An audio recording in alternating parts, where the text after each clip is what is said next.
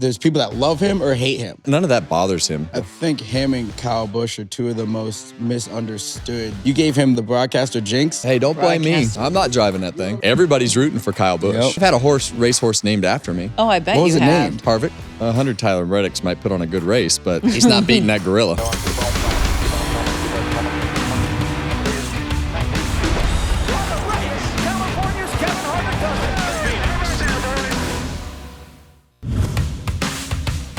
Welcome to Kevin Harvick's Happy Hour, presented by Echo Park Automotive and NASCAR on Fox. I'm Kevin Harvick. She's Kaitlyn Vincie. And he's Mamba Smith. Yes, sir. We're back. Today. We are back. Back in the saddle. Back in the saddle. Yeah. That's a Yes. good way to say it. Everything's bigger in Texas, right, guys? That's what they tell me. What a crowd. What, was it Yeah. It was fire? the biggest crowd they've had in 15 years. Is that right? At Texas Motor Speedway. Oh, I didn't realize that. Full grandstands, packed house, perfect weather. It was Yes. awesome to see. And a great race, I might I add. thought it was- We had that too. We had a Yeah, we great had that race. too. I always tell people it's better to have an event than it is to have a great race. If you have a great event, the race is kind of, I mean, you never know how the races are going to turn out. They could be good, they That's could be fact. bad, but we got a good one. Yeah. So that was fun. Great event, start to finish. Welcome in to another edition of Happy Hour. Closers, make sure you subscribe on YouTube, wherever you get your podcasts. Leave a review, leave 5 stars, leave a word. You don't have any more chances to leave a word. Yeah, what do we got? Like three more? Two? Dose. Yeah. Dose. Well, 3 if Yeah. we do the Cars Tour race. Okay. for him. Okay. So 3. Yeah. All right. Where do we follow on socials? Harvick, Happy Pod. You know There the you deal, go. closers. I wasn't out to see you guys this weekend at the racetrack. No. Took a but week off. Took the week off. You know, it's Yeah. needed. But I will be seeing you at Kansas. So There you looking go. forward to it. And I want to take a moment to acknowledge our man here. Had a special honor out in Texas. I It always did. makes me happy when I see Kevin getting credit for all of his accomplishments. Another Hall of Fame for you. That's very cool. Yeah, thank you. Yeah, it was it was fun to go to the Texas Motorsports Hall of Fame, be on the Texas Motorsports Hall of Fame list. We got our plaque that'll be up in the circle there, right in front of the Speedway Club, in front of Texas Motor Speedway with all the other inductees. So that is fun. cool. Texas was a great racetrack for us, and we talked a little bit about it last week. Very fortunate to have won a few Cup races there, won a handful of Xfinity races, truck race, and a bunch of races as an owner, if I remember correctly, in the trucks and Xfinity cars. So My always favorite- a great track for us. My favorite thing that you did at Texas, I think, is when you pulled that kid. Oh yeah, Grandstands did the selfie. Like, Yes. That was really. I think one of my was really favorite Texas Motor Speedway moments wasn't actually a win. We had some cool wins there, but I drove the last 100 laps one year. The transmission wouldn't stay in gear, and I drove the last 100 laps in fourth, holding it in fourth gear. Oh my God. That was a long day. That's wild. Yeah, Dig it. it's a lot different driving with just your left hand. Were you pulling on the steering wheel, or like how are you? How are you running well, that thing? I typically would pull on the steering wheel with my left hand anyway. Yep. But it's much different when I use my right hand as kind of the tension guide. Yeah. And so you're when you level pull that off, the wheel, I used a pretty soft steering box Yeah. as well. So being able to control the wheel correctly with just one hand was pretty interesting. So I got used to it. This is why our man's in Hall of Fames. Like, that is a serious deal with talent. it. Yeah, I just Hey, cowboy up, man. You Cowboy up. Sometimes you just got to deal with Just it. gotta do it. And you got to keep track of your cattle right there, my friend. Listen, talk about cattle. They were running around this weekend. Kevin nailed Yes, the he word did. of the week. Run the tape. A lot of noise when Denny Hamlin was introduced, but not a lot of them were cheers. Well, you definitely don't want to be all hat no cattle in this type of situation. if you're gonna put yourself in those types of scenarios, you better back it up. Man, all hat, no cattle. He came out. You didn't see it. He Horns came out, down. horns down. Yep. Ooh. That was funny. If you did, I mean, here we go. And I feel like sometimes, the karma train will run you over. And in this particular situation, I think it did. But he loves to antagonize the crowd, which is Yeah. his deal. That's his right. And that's his deal. Hey, everybody needs to do something. And sometimes you got to live on the other side of it when you have to deal with the circumstances. I think that was my favorite one all year, to was be a good honest. one. And Because sometimes I've learned to not rush those words. At some point, there's usually a scenario during the race. And this one was, I didn't have to figure out how to pronounce the word. Right. That's good. I won't talk about, being settled in the booth to try to get in position to do all that correctly, because that'll wind up as a meme. So You have to be. You have to be. This one was pretty good just because of that. We just showed that clip, and then it all worked. What's the way funny it about it to me it originally started with the code words not working for Denny. It was awful. That was our code words for Kevin. Yeah. It was a that is how full that sounds. circle. I hate code the code words. I know a lot of them use the code words. I feel like it's follow the leader in some of those scenarios. I never we screwed the code word up one time, and I'm like, we're done with code words. Just tell me when to pit. Yeah. We're going to put 2 or 4 tires on. Don't really care. Just say it. I don't. Change if they your want to tires. copy our strategy, that's fine. Let's beat them out of the pits. Right. Yeah, we'll talk about Denny a little bit later in the show about his day. Let's start with the winner, though, Joey Logano. How did you see him capitalize all throughout the race to position himself? Typical Joey Logano fashion. Qualified in the back. That's not typical, but he grounded out. He was, those guys are just, they're relentless. They don't give up. They don't quit. And we've seen it year after year with the 22 team, the Penske organization. They're able to figure it out. And when I interviewed Joey on the victory lap this week, I asked him point blank, I'm like, what is it within this organization that makes your organization and team able to do this year after year, to just block out all the noise, use your experience and figure it out? And he said, this is just it's a very engineering based company. Problem solving is that they're very good at it. And whether it was the penalty last week, which he referred to, or this week where you just have to not wreck, you got to make the pit stops, have the right strategy, and just put yourself in a position to survive. That's how these Texas races have gone. And that's what they did. I mean, their car had speed, but starting in the back like he did, there was a bunch of really good cars in the back because of their Talladega finishes. So it was definitely one of those days where you just had to keep yourself rolling, and they did that and were able to, in the end, make a bold move on Michael McDowell and win the race. I liked what he said there at the end of the race. The sport changes so much, you just got to ride the roller coasters. Yeah. And I know you have a unique way of describing Joey's talents. Well, do you want to share with us? Yeah, so it just worked out that Joey happened to win this weekend. But we had talked about faces of the league, who those people are. Mount Rushmore, Mount Rushmores, and who's leading the charge right now. So I did something interesting. I went to AI. I said, AI, will you tell me what the fans' favorite things about Dale Earnhardt was? Right? So this is his driving style and racing persona. Aggressive and intimidating, a no-quit attitude, and gritty and clutch performances. Now, who in the field right now would you say that kind of? I'd say that fits Logano pretty good. We all agreed on this. He quizzed us beforehand to see if we're on the same page. Just to see. And we both said it. Yeah. It's true. And it's funny because when he steps on the stage, when I'm doing intros, he gets a lot of boos too. Yeah. But there's people that love him or hate him. And that's what being a face of a league is. You're on and off track, you are electric. People have an opinion about you, which is fine. Yeah. That's what we want. And Joey, if you take away Joey Logano of what you know and just add these qualities in, you're like, oh, that's my favorite race car driver. Right. That would be most people's favorite race car driver. It's just that you put the face on and people are like, I hate that guy for whatever reason. But he's a winner. And that's what he does. Why do you think he gets booed? I think a lot of that comes from just, the first part of his career and just the run-ins and situations and some of the timing of some of his comments and things that he's said.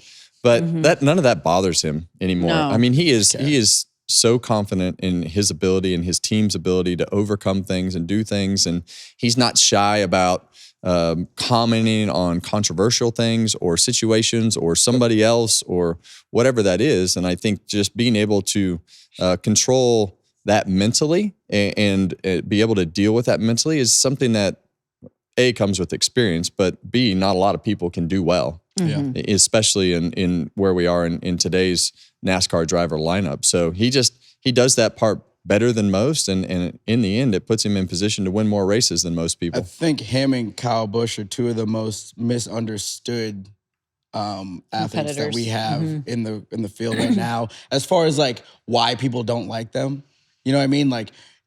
They care a lot about this sport. And they do things for the sport that other people really haven't, and they don't have to. They do it because they love. And Joey's talked about it multiple times, being a legend and Hall of Fame and all that stuff. What did you do off track to help move the needle for the sport as well? So hats off to Logano, man. He's clutch. Joey Logano was the winner. One of the guys he had to pass for the win was Michael McDowell, who looked like he was poised to potentially win this race, and then things unraveled for him. Yeah, and I go back to that restart where Kyle Larson lost the lead right there. And Larson commented a little bit after the race that he felt like the 71 may have just gone just a beat before he did. Never got reviewed or anything in the booth, so we didn't cover it anymore. But it was definitely close, and he was able to time that perfectly. That's what we'll call it, and get the lead. Had a great push from the 45 car from behind, and really put himself in position to have a chance to win that race.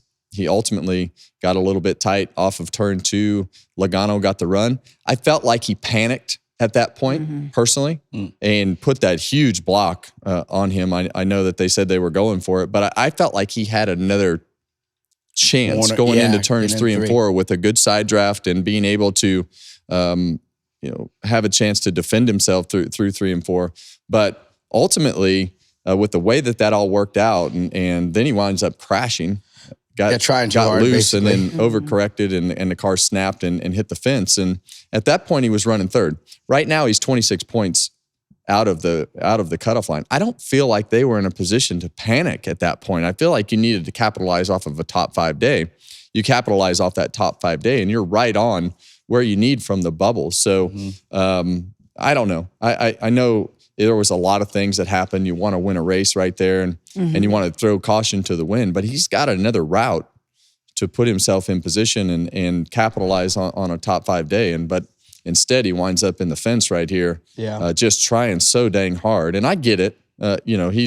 He wants to be in position to win races. But I think with the speed of their cars, they're going to have opportunities to do that again. But not capitalizing on those points from a top 5 day and the momentum of a top 5 day and taking a wrecked race car back. I think he got a little ambitious. Yeah. One of the situations where you're probably a little mad at yourself for what happened in turn 3 the lap before. And then you're just trying to keep all that you can keep and overstep that line a little bit. This, obviously, Kevin, you've talked about a bunch. This car it's like that. It's not, you have it and then it's gone. Yeah. And we saw that especially this week there. too. This is a very difficult racetrack in this Gen 7 car. And that exit of turn 2, we saw it several times throughout the day. It flattens out really quick. You get tight off of that corner, and if you try to push it, you're going to hit the fence. Yeah. In his case, he got loose with the way that those cars were positioned and the way that the car in front of him slid up and caused him to get loose. So, I feel like they did a good job. Yeah. Michael McDowell's a great human being and the leader of that organization from a driver's standpoint. But I feel like he panicked and didn't capitalize and get the reward of what he needed for the whole day. I think he could have, to your point, you get down into 3 and have a good angle into the corner, put Joey in the situation to where if you're going to drive it off in here, like we might wreck because you're going to drive it off in there. The way it worked out is he had to give him so much room to get any angle. Well, they both have bad angle. Yeah, Joey was like, see ya. Yeah. And I was surprised that they both didn't get past. Yeah. To be honest with you. Yeah. With the way that they went into the corner right there. But Joey was all the way down on the apron. When you go to Joey's in car, he actually had to burp the throttle because he almost hit the fence on the inside wall. Yeah. I mean, to his credit, he didn't lift and it was the winning move. But I don't know. I didn't feel like it was to the point of, I feel like Michael took himself out of contention at that point of having a chance. And then I just hate giving away top 5 finishes. After. Yeah. Stop the bleeding. Unfortunate circumstance there for Michael McDowell. You guys always do the big move of the race on the broadcast, and we should start doing big move of happy hour and give that to somebody every week. I think this week it should be Tyler Reddick's save. This was pretty unbelievable, right? It was, yeah. And really, his ability to save this car right here. And, he kind of turned down over the nose of the 99. He was inside of the rear bumper cover there. And wound up saving this car somehow. So just a great car control moment and showcasing his skills of being able to control that car. But, he spins out and comes back up in the middle of that pack. There's 7 or 8 of those cars that are in potential to have a big wreck right there. Yeah. I'm watching this and I think to myself, man, Kevin. That was his pick. Yeah, that was his pick, and I thought I was going to be in good shape. Until the end. But you know who else had problems was Kyle Busch, but I think he would kind of blame you. You gave him the broadcaster, what do they call it? The broadcaster jinx? Hey, don't blame me. I mean, I'm not driving that thing. You're over here talking about him, and I was right when you're talking about him, all of a sudden I was trying to brag on Kyle Busch right there. They had put themselves in a position, and we talked about their pit crew and their ranking. They did a great job on pit road to put themselves in position to have a chance to win the race. And the 8 car was fast. Had a great sponsor on board this week with 7-Eleven. Great brand. Look cool. Everybody's rooting for Kyle Busch. Yep. It's true. Everybody wants Kyle Busch to win right now. And I was trying to give the guy some love, and mid-sentence, we're backed into the fence off of turn 4. But that just really seems to be the way that it's going for this 8 car right now, with whether it's on pit road with the speeding penalty or a slow pit stop or a wheel coming off or spinning out. But we've seen this a few times out of Kyle in these positions. And, this week was no different. Wound up getting a little loose there off of turn 4 and backed it in the fence. I feel like we've seen it more since this iteration of this car. Do you think he just doesn't have the same feel that he once had? Kyle Busch is so used to being able to drive the old car past its edge and being able to save it. When you get this car past its edge at a place like this, you don't save it. Okay. And you're right. We have seen him spin out more in this car than I've probably ever seen him spin out in his whole career. Yeah. And I think it's just in his mind, I think he's just like, I can save anything, which in every other race car that he's ever driven in NASCAR, he can do that, whether it's the truck, and that's what makes him so great in trucks, and that's what makes him so great in Xfinity cars and the old Cup cars. This car doesn't have that side force to lean on, and with the way that bump is in turns 3 and 4, it unloads the car. And he wasn't the only one to spin out like this. Yeah, no, I think we saw Briscoe spun out like that. Josh Quite a Berry few, yeah. also spun out like that. The top of 3 and 4, it just seems super treacherous. And like once you get up there, there's that bump you're just talking about, and then you're already on the top, and then you're in the dust. Like you just see dust flying off, so there's no grip up there, and it's hasta luego.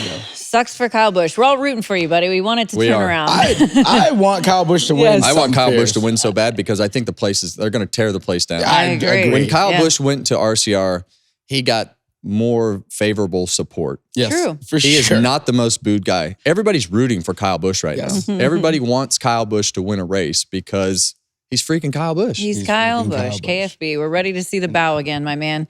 So someone who does get a lot of the boos that we referenced earlier was Denny Hamlin. Engine issues for him, and then a big fire. This was pretty... They grenaded, man. Yeah, it did. Pretty unusual. And it was really, the flames were really strange, the way that they were, almost like it was a fuel fire. But, it sounds like they broke a valve spring, dropped a valve, and then it exploded. So... it sounds like this was about the third. I think this was the third race on that particular engine. Based upon the feedback that I got from Larry Mack. So it's unfortunate, and I think when you look at this 11 car, they're in good shape. I think that the speed and the things that they have in this good car or in this car are good, and I think that he and Chris Gale have gotten to a point of being able to know that they can win. Now they did have a miscue with their code words. The cowboy code word didn't really work out for them this week. They had a little confusion on a couple words, and Denny decided to stay on the racetrack. And I think my panic when I didn't really know what was going on was just to turn down pit road. Yeah, kind of knowing the circumstances. I think him staying on the racetrack, and then they had to come down pit road, and that was really where things started to spiral downhill for him when they lost all that track position. But ultimately, it didn't matter. It wasn't going to matter. It didn't matter in the end. Knew the code word and did the exact right thing, and they were still going to blow up at that point anyway. That's right. I'm glad, first of all, that he was okay, because I felt like he was in that car for a long time for how much smoke was coming through. But that's like the second. So Blaney's grenade was very different than that. Yep. But like we haven't seen engines blow like this in a very long time. And if they're going to blow, at least they're spectacular. Those margins of speed are getting closer together. And when those margins of speed get closer together, they wind up pushing things a little bit further. There you go. So finding power becomes a lot harder. It comes in smaller increments, which means to push the tolerances and parts and pieces a little bit differently. But we saw this, what I thought was a valve spring issue last year with the Toyota engines, and they blew up 3 or 4 of them in a row. And then Denny Hamlin, they had the penalty with their rotation of their engine, which is still debatable, but it was on accident. Yeah, but I think I think that when you start hearing valve spring, that to me is terrifying. When I think back to valve spring problems, that comes in bad batches, and then you start having these different batches of valve springs all over the place. So sometimes it's hard to wrangle those problems. Wrangle, another Texas word. Well we're on one today. We're on a Texas wrangle today. We really are. So Josh Berry is a driver that has been really fun to watch this season, but unfortunately 40 to go in stage 2. While he was leading, he hits the wall. This was a hard impact too for him. Well, that bump in 3 and 4 when you're running up the racetrack like Josh was right there, and especially when you have a car that was running as well as Josh Berry's, it can get out from underneath you so quick. And that's as high as anybody was. But I felt like he came down the racetrack and tried to get the angle straight through the corner. But when you're confident in your car and things are going good, you're in there just pushing that pedal down. Like there's no big issue, and that bump will reach out and grab you. And he was definitely a victim of the circumstances right there. But you see the really high entry, but you see him fade back down the racetrack to get over that bump as straight as possible, which is what you have to do when you're running that second lane. But man, I hate it. Worth was the race sponsor there, had the whole company there top down to support Josh Berry and all the folks there. Were leading the race. Yeah. Just one of those deals. It's hard to win when your sponsors sponsoring the race. Like it's such a big deal, but that's like so hard. There's like a little extra pressure, and you're trying to do all the things. Like so, I think when we made our championship picks, I did pick William Byron, and I still believe in that pick. But at the same time, I said the championship still runs through Team Penske, and it definitely still runs through Team Penske. Like 2 weeks in a row. The 21. He's won, he's in right now. Cindric is one, he's in. Oh, now Joey Logano's in. Yep. And the fourth guy, Ryan Blaney's had the most speed. We know he's going to win. We know, we're not even worried about that. Yeah. So, they're going to have to deal with Team Penske to win this championship again. And it's harder this time. A lot of their struggles at the beginning of this season have not been performance. No, it's been bad luck, mistimed things happening, whatever the case has been. And to hear Joey talk about his car on the Victory Lap interview this week he was very confident in the speed of his race car and what they had after practice. So they're there. And Ryan Blaney's consistently been, really fast. And you listen to Blaney after the race, he was really frustrated with himself in just whatever decisions he had to make there at the end of the race. But he's definitely frustrated with where everything is, and you can hear it in his interviews now. So he's ready to win. He knows that they should be winning races, and he knows he has the cars that are capable to be winning these races. So, tough scenario for those guys, but they're all working through it. Blaney hasn't got there yet. No. Barry, he got the win, so he can work through it with a smile on his face because he's already won. It sucks being the last guy in the house to get that dub, you know what I mean? You know what I mean? So Team Penske, obviously a lot of momentum on their side. On the flip side of that, a team still trying to find their footing, RFK Racing. I want to talk about some of their horses for a minute. Chris Buescher, the Prosper, Texas driver, having a good run.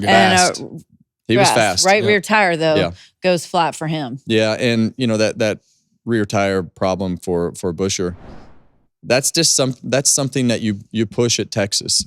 You want that air to be as low as possible, and sometimes you got to live on that edge, and you see the cap come off the tire right there and go up the racetrack, and he was definitely trying to go as fast as he could to get that tire to get that caution as soon as possible. It just came off too late, and but ruined a good day.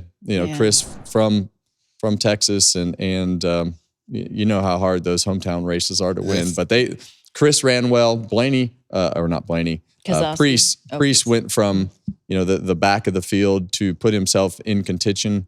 Got in trouble there with Hocevar pushing him up the racetrack and running him out of room, and ultimately they all wrecked. So that one was a tough deal for Priest, and Brad was in that. Brad was not as good as those two cars. Yep. I didn't feel like. Here's the wreck that the 77 and 60 there were at the front of. So 6 41. Unfortunate for eight there Hocevar, in the wreck too. Yeah, and Hocevar, he's got a lot of speed. qualified on the pole, ran up front. You know, I think talking to him in the pre-race about just now they got to step up everywhere else. Pit crew's got to step up, got to make the right calls, can't crash during the race. So that speed points out a lot of other problems. But when you have that speed, it also makes it easier to work through the other things because you know your car is fast enough. I want to give some credit to a couple guys. Actually, there's 5 Go ahead. here. Give out the flowers. Eric Jones. Yeah. Top 5. Yes. Right. Ran in the top 10 most of the day. Most of the day. First top 5. Do you have this note? No. Go ahead. On a non-speedway race since Kansas of last year. That's big for them. Ricky Stenhouse Jr., one car team, finishing 6th. They've had intermittent speed, but it's a little bit more consistent than other people, or more than I think you would give him credit for. Well, they're grinding it. They're making it I work. have this dandy little look at that. pit crew We ranking. all got some notes out here, guys. I got this dandy little pit crew ranking chart here. And I think that Stenhouse in general, those guys have, the thing that I've noticed about Stenhouse, he's finishing races. And, this is another one of those scenarios where they're finishing races this weekend, put himself in position and got a great, overachieved by a ways from probably the speed of the car. The biggest problem I see with Stenhouse is his pit crew is ranked 35th. Ooh. Tough to overcome that. Tough to overcome that. Yeah. And so with everything that they've been able to achieve on the racetrack with the finishes and things like that, they've got some work to do on that side of things. But being able to have the finishes and things to go with that, keep yourself in points contention is hard to do in this sport. But kudos to that 47 team for sure. Do you notice a trend here with a lot of these drivers that we're saying are firing on all cylinders? What's the They're trend? all Kevin's. Oh, they're all Kevin's. Kevin's over here just getting them He going. must be getting them in He knows right how to- headspace. Yeah, you got to know? know when to whip that horse to really send it off in the corner. Austin Dillon, 7th. John Hunter Nemechek. So I guess he had a great day. John Hunter was 8th. Yeah. And Suarez was 10th. So there's some guys that really need a good run to God. Okay, so I want to talk about this for a moment as a Trackhouse, because I was looking at a lot of their numbers and things that they've done over the course of the season. Chastain and Suarez only have 1 top 5 each. And since COTA, their qualifying efforts for everybody has been very poor. But now they finally have a decent finish, both drivers in the top 10. So maybe they can start to reverse that metric we're always talking about. Yeah, that metric is tough. Well, Ross has been doing exactly what we just talked about with Stenhouse, right? You look at the Chastain pit crew, they're ranked 16th. So they've been doing a decent job on pit road.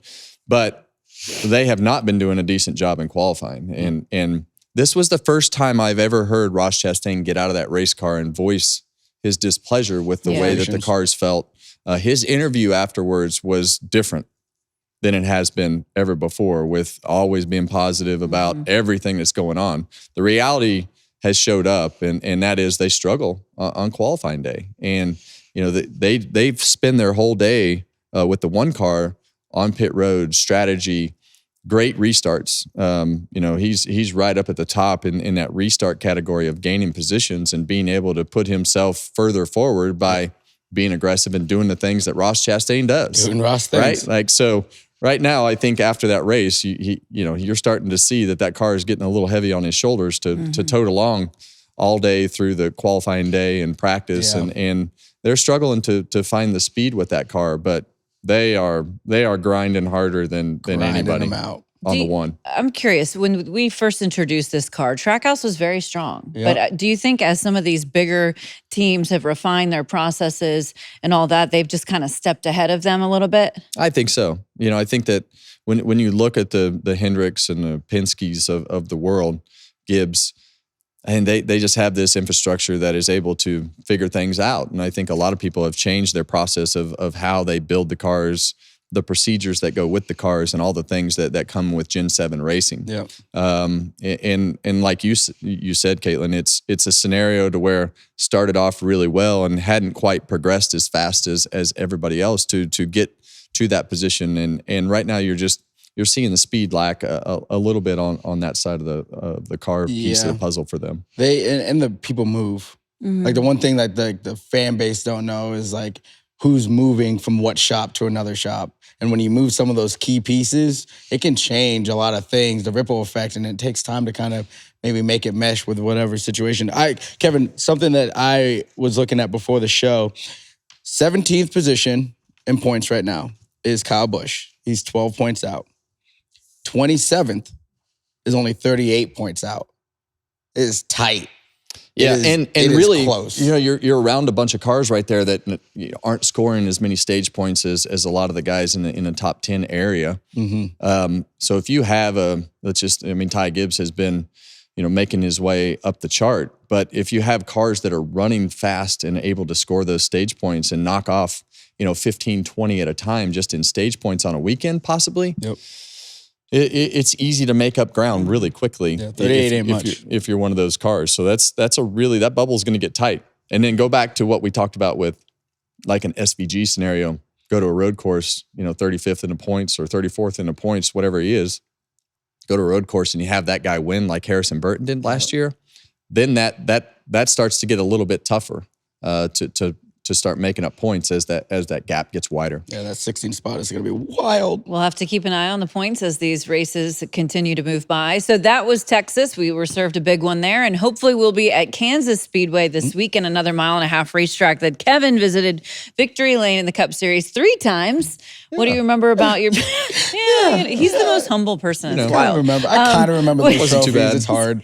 Wasn't too bad. So many. What do you remember about your racing at Kansas? I think my favorite moment at Kansas was, I think it was the 2016 win when we had to win, and being able to go to Victory Lane and kind of that walk-off moment and win yourself to the next round of the playoffs. But really, I went to Kansas Speedway before they ever raced there. I did the first Winner's Circle appearance there back in 2001 leading into that race. And I remember going there thinking, there is not much around this place. There was nothing there then. And now they've built a whole freaking city around it. It's badass. It is. Kansas is one of my favorite places to go because of there's so much to do right around the racetrack. You don't have to go far. Yep. And it's with this car and in general, I think that the 1.5-mile racing at Kansas has been as good, if not better, than every other 1.5-mile that we go to. I think it's everyone's favorite. I think it's Kansas, and you look at Homestead, obviously, those are the kind of the two that everyone's like, fans are jacked up about it, drivers are jacked up about it.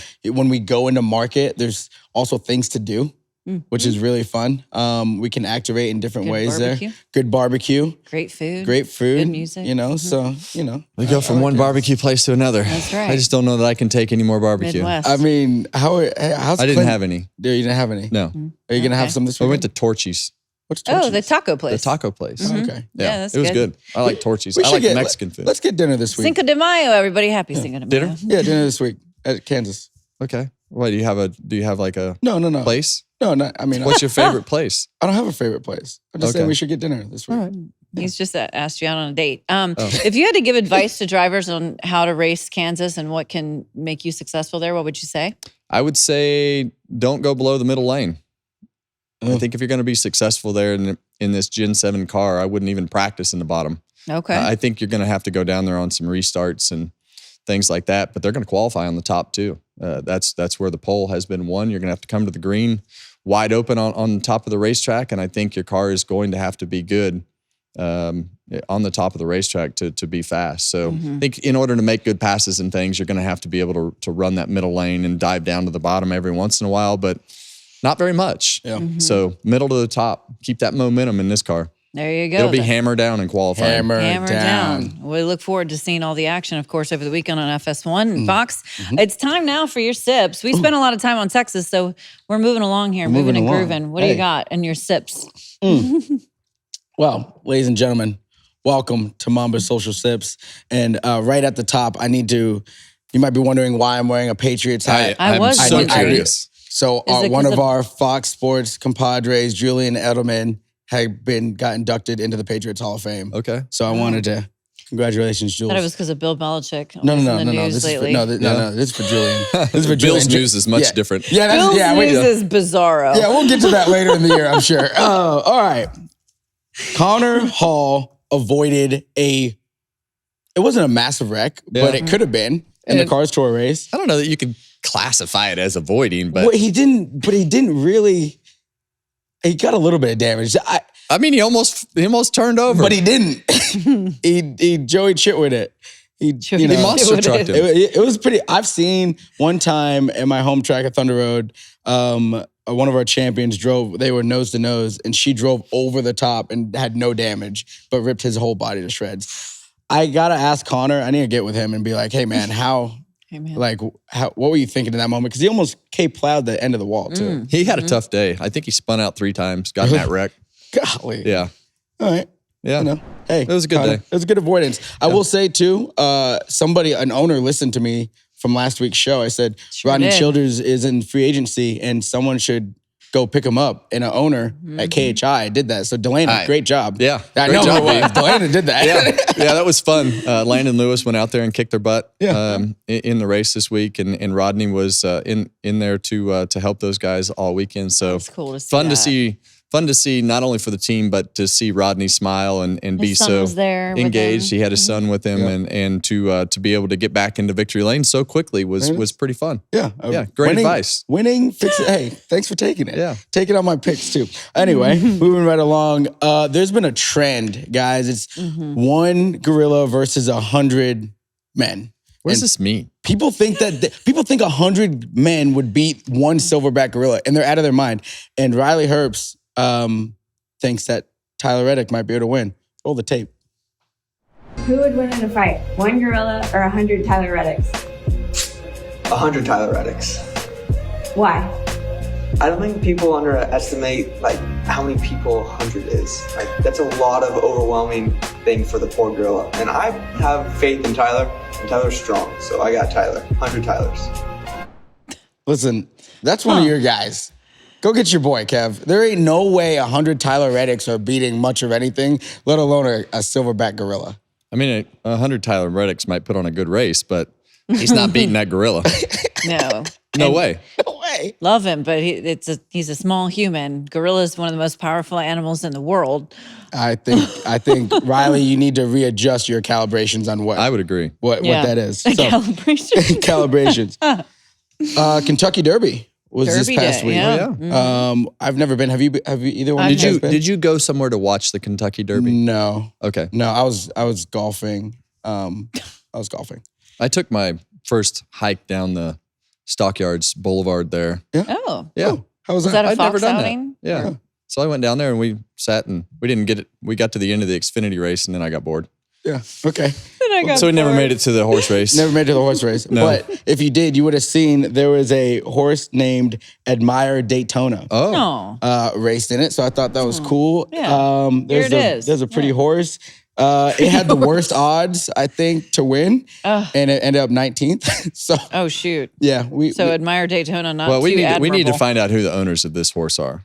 Would you be involved? No. You would never get involved with horse racing? I mean, no, not really. Gosh, that does seem like something you would do. I don't know why. Really? Yeah, it Yes. seems- yeah. I mean, I've had a racehorse named after me. Oh, I bet What was you it have. named? Harvick. What was his name? Harvick. Thought it was going to be like Goat or like, I don't know, I've something. had Just Harvick. kids named Harvick. Oh, okay. Yeah, but if you're going to name your horse something Daytona, it better be fast. You can't finish 19th. Admire Daytona. We need to find out who these owners are. And Get them tuned up for the next one. Yeah. I'm curious now. I am curious too, because it has to be someone in our industry. Like somebody had to be. Have you close seen by. that show Race for the Crown on Netflix? No. About all this. It's Oh, very really? interesting, guys. That talks about the owners, and that's why I feel like I could totally see him buying a horse. I would only own a horse named Harvick.